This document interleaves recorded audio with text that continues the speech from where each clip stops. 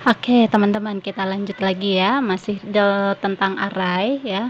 Tadi terakhir kita pada sesi yang sebelumnya atau bagian pertama itu membahas tentang array dimensi 1 ya. Di sini dimana array yang isi elemen datanya itu sudah ditentukan di dalam program kita ya. Jadi nilainya sudah pasti.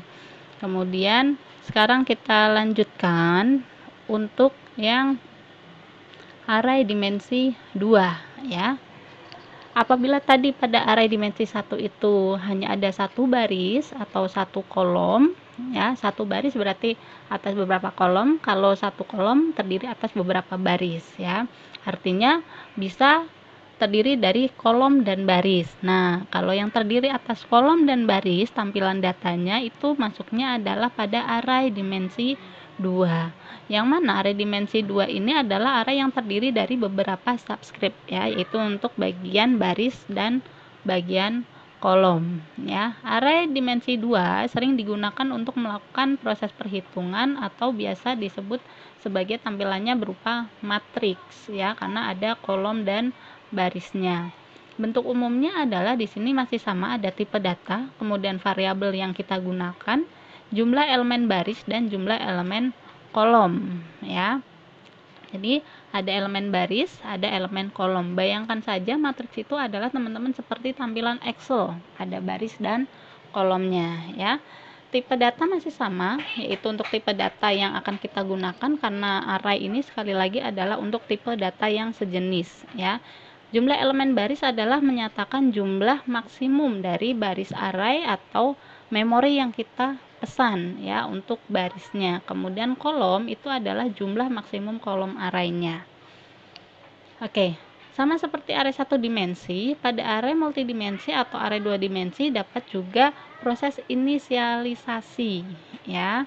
Ada beberapa model penulisan inisialisasinya. Di sini contohnya bahwa integer A terdiri atas 3 kali 3 ordonya, yaitu 3 baris dan 3 kolom ya. Kalau yang model kedua itu penulisannya adalah seperti ini teman-teman. Jadi masing-masing barisnya itu ada isinya. Kalau yang pertama ini adalah langsung ya. Jadi komputer akan secara otomatis membaca setelah 3 ini, dia akan pindah ke baris kedua, yaitu ini baris kedua 3 data dan baris ketiga 3 data. Sedangkan kalau di model kedua kita yang memisah-misahkan untuk masing-masing baris dan kolom ini. Oke. Contohnya dalam pengimplementasiannya misalnya ada data penjualan ya. Di sini penjualan misalnya ada berapa baris nih datanya? Ada 3 baris data ya. Di sini adalah sebagai headernya tahun 2017, 18, 19 ini hanya headernya ya per tahun. Kemudian inilah data kita. Pada baris pertama atau indeks ke 0, ini datanya adalah kolom pertama berisi 200, kolom kedua berisi 169 dan kolom ketiga berisi 250 ya. Berarti ini ordonya itu untuk datanya adalah 3 kali 3, artinya 3 baris 3 kolom ya. Nah, ini adalah contohnya teman-teman. Contoh untuk di matriks ordo 2 kali 2. Jadi kita lihat untuk di implementasi pada CPP-nya ya. Array 2 dimensi ya. Array dimensi 2 ya, latihan pertama. Nah, ini dia. Kita coba jalankan teman-teman hasilnya. Nah, ini adalah hasilnya. Artinya di sini kita bahas dengan codingnya ya. Ini hanya pengantarnya aja, ada nama kemudian nim ya, ini nama kemudian nim. Kita akan membuat untuk matrik dengan ordo 2 kali 4, artinya ada 2 baris 4 kolom ya. Nah, ini untuk tampilan matriksnya. Di sini ada I ya dan J.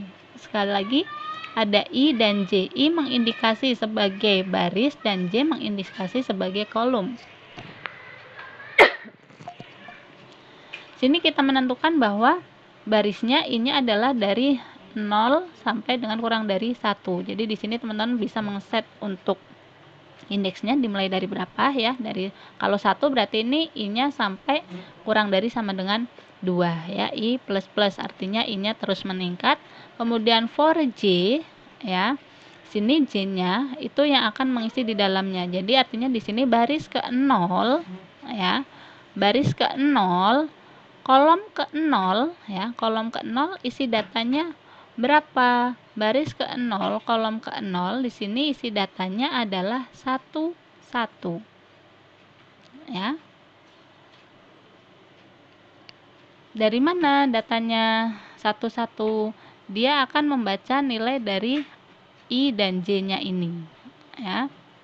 Kemudian di sini teman-teman ya, isi datanya. Baris ke 1 ya, kolom ke 0 atau di sini baris yang pertama itu adalah 11, 12, 13, 14.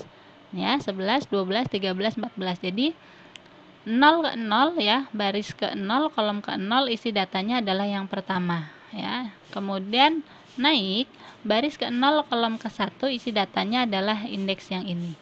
Baris ke 0, kolom ke 3 isi datanya adalah yang ini ya, yang 13. Kemudian baris ke 0, kolom ke 4 itu isinya adalah 14 ya. Di sini 14. Berarti ini menerjemahkan untuk model pengisian data yang kita tidak melakukan penginputan data. Kemudian ini adalah model yang pertama ya. Yang mana model pertama? Nah, yang ini ya. Jadi begitu dia selesai dengan datanya, dia akan otomatis pindah ke baris berikutnya. Ya, kalau ini 33 berarti 3 data selesai, dia akan pindah ke baris berikutnya. 3 data selesai yang ini, maka yang ini akan pindah ke baris berikutnya gitu ya. Ini jadi mengadopsi yang model pertama ya. Oke, kita lanjutkan lagi.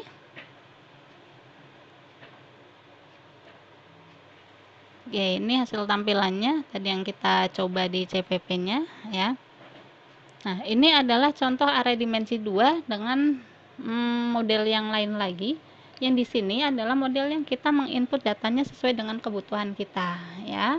Ya, kita lihat ada implementasi di CPP-nya. Nanti hasilnya kurang lebih seperti ini ya, teman-teman.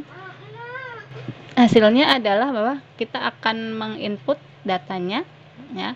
Untuk data di kolom ke 1 di baris ke 1, kolom kedua baris ke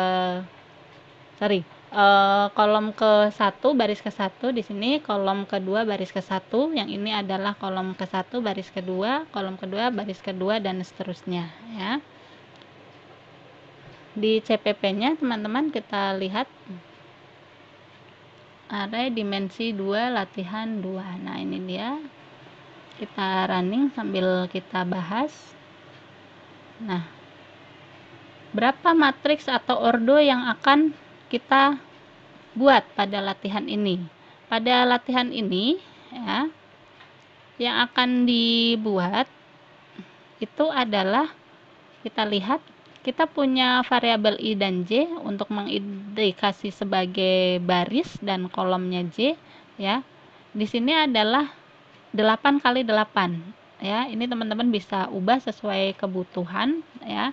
Berarti ini matriksnya adalah 8 kali 8 atau 8 baris 8 kolom. Kita punya npm sebagai variabel yang akan kita isi, kemudian nama ya. Kalau 10 20 di sini adalah panjang untuk npm dan panjang untuk nama. Di sini ada clear screen, masukkan npm dan masukkan nama. Di sini Bu menggunakan cin, artinya tidak ada spasi ya, jadi hanya untuk satu kata saja. Kalau teman-teman membutuhkan yang menggunakan spasi, maka silakan gunakan gets ya.